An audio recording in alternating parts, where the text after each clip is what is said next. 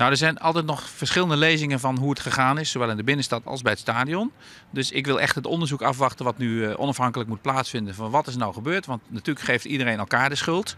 Maar de bron blijft natuurlijk altijd bij mensen die de ellende veroorzaken. Het zijn die raddraaiers die het doen, zowel van Cambuurkant als van Ajaxkant. En die moeten we dus nu, dat heb ik ook met mijn collega in Amsterdam afgesproken, die moeten nu zo snel mogelijk worden opgepakt en natuurlijk ook gestraft worden.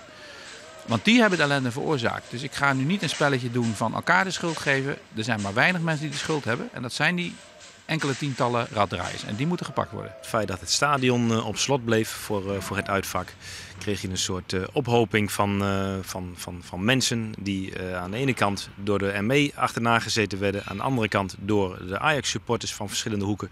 Dus ik denk dat de Cambuur-supporter het gevoel had dat ze als ratten in de val zaten. Ja, dan is meteen de vraag, waar is verantwoordelijk voor deze ellende, denk je?